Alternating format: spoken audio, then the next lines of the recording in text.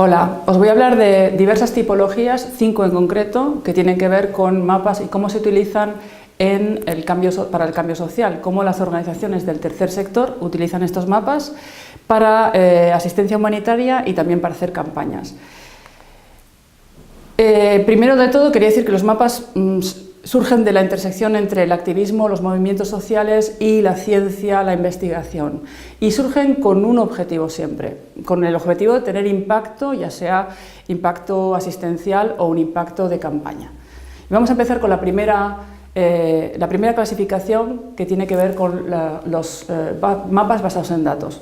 Hay dos tipos de mapas basados en datos, unos estáticos y otros son dinámicos. Básicamente, los mapas estáticos tienen que ver con mapas que son fotografías de una representación geográfica. Aquí tenemos un mapa que hizo en el siglo XIX John Snow, que era un epidemiólogo que consiguió demostrar con un mapa que el cólera no se transmitía por el aire, como se pensaba en aquel momento, sino por el agua. Lo que hizo fue colocar todos los casos que él conocía en un mapa y se dio cuenta de que todos los casos de cólera en el Londres del siglo XIX tenían que ver con, estaban alrededor de fuentes de agua. Y así pudo demostrar con un mapa estático, en este caso, pues que el cólera tenía que ver con el agua y con el aire. Pero la mayor parte de los mapas que vemos hoy en día son mapas dinámicos, mapas que son interactivos, que son basados en la web, que nos permite pues, proyectar la latitud, la longitud y el tiempo. Y eso nos indica un movimiento, una dirección, un destino, un punto de partida. Este es un mapa, por ejemplo, ahí tenéis la dirección de la web. Es un mapa que muestra cómo se mueven todos los barcos, cómo se movieron durante el año 2012, cómo se movieron todos los barcos que tuvieron que ver con carga, pues ya sea a granel, petroleros, barcos que llevaban transporte que rueda dentro del barco y sale rodando. Todos excepto los barcos pesqueros. Esta es una visualización alucinante que muestra estos movimientos y que nos indica también cómo hay unas rutas que son muy frecuentes en la navegación. Los mapas de hoy en día, que son, como decía, interactivos, son dinámicos porque pueden incorporar el factor tiempo en la cartografía, pueden ser utilizados en el activismo en mapas activistas o en mapas de asistencia humanitaria. El activismo no es lo mismo que el humanitarismo, tiene muchas características diferentes, aunque se puede basar en investigación y en mapas. En el activismo lo que se trata es de generar evidencias basadas en datos que nos demuestren que aquella persona, aquella comunidad que, por ejemplo, sufrió abusos en sus derechos humanos, estaba en aquel momento en un sitio concreto.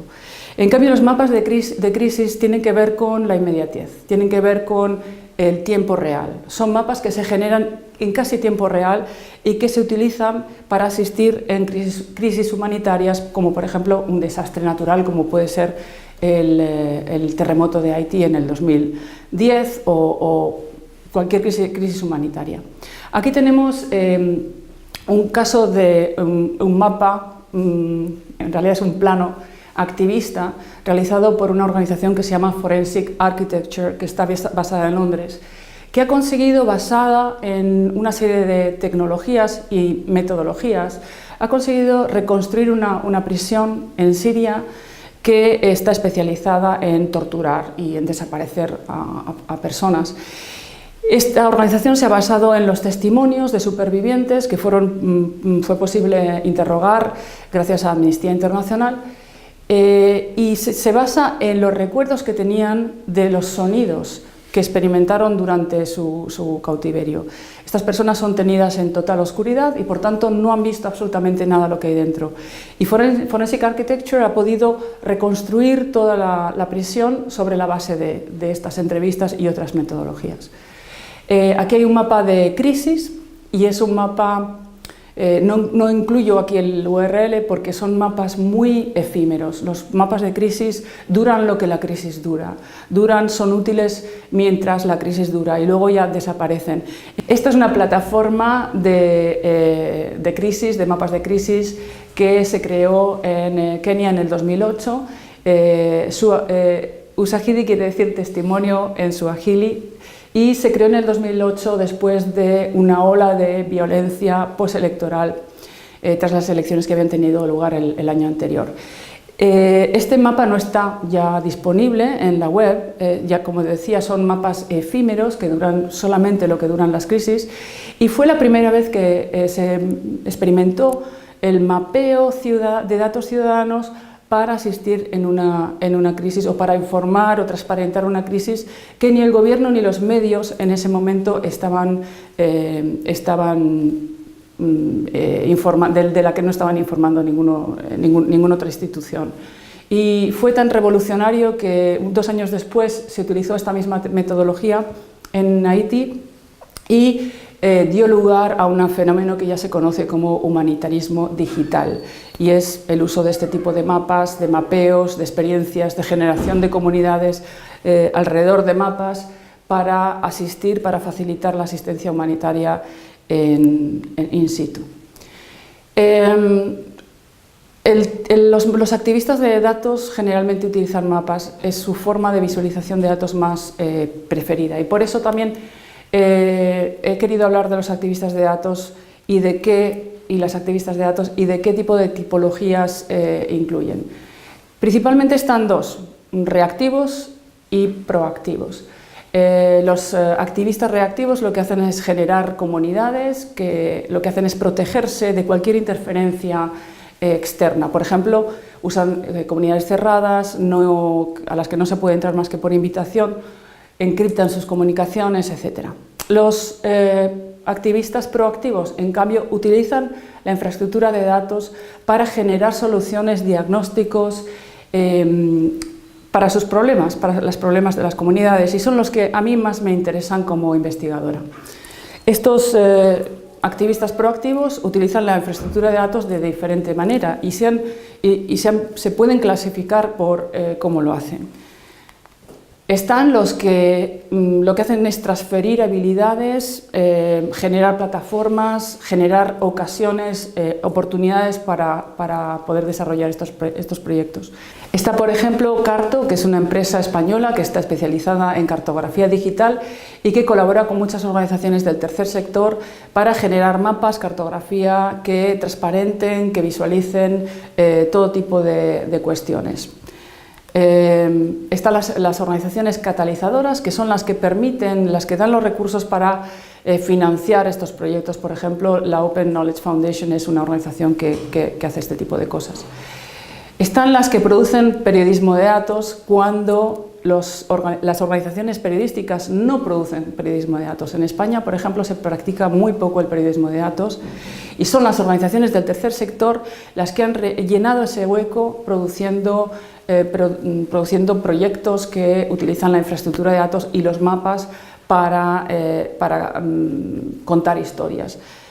También se hace a nivel internacional. En el ejemplo está una cartografía sobre campos de refugiados de Reuters. Y finalmente están los activistas de datos, las activistas de datos que utilizan la infraestructura para generar estas historias. Este es un ejemplo de Missing Fish del Overseas Development Institute, en el que yo he colaborado como activista y cartógrafa, digamos, de datos. En la imagen vemos, es un snapshot, es una imagen estática de un mapa dinámico que está disponible en la web y que cuenta la historia de cómo barcos pesqueros europeos realizan actividades irregulares, incluso ilegales, en algunas zonas de las aguas del África occidental. Esta es la cuarta forma de clasificar o tipificar cuestiones relacionadas con los datos y los mapas. Y aquí he querido ver que los mapas pueden ser utilizados como instrumentos de análisis y también como instrumentos de comunicación.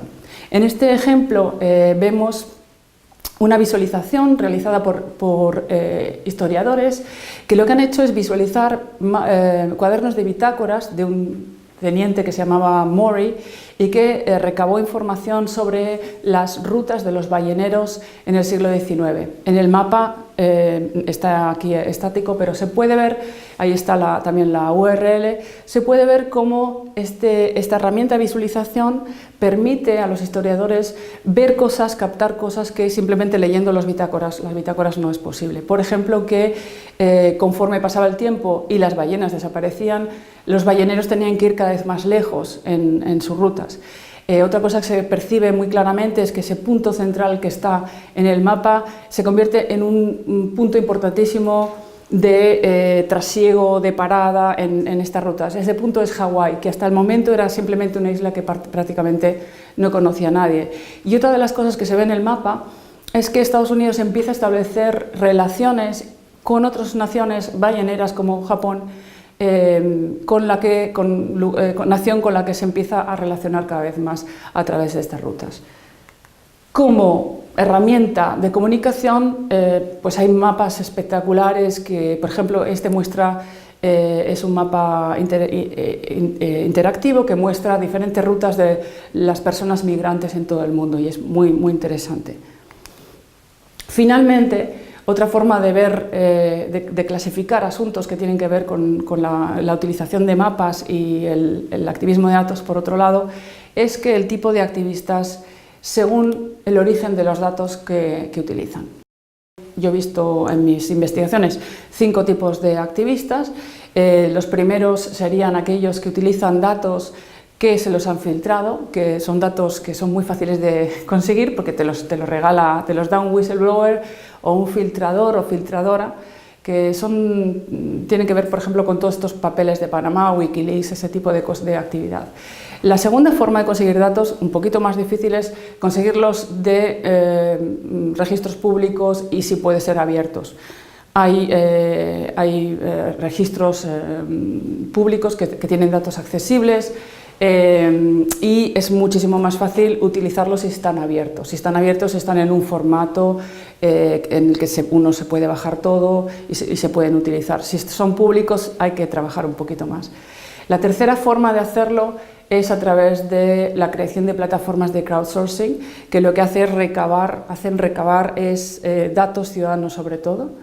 La cuarta forma sería apropiarse de los datos. Esta es una zona un poco gris porque tiene que ver con, por ejemplo, metodologías como el scrapping, que consiste en recabar los datos y metadatos detrás de las páginas web que son públicas, pero hay casos en los que ha habido scrapeos que han sido ilegales, que han sido llevados a los tribunales y se han sido denunciados. Así que es una zona gris en la que todavía la regulación no está muy clara.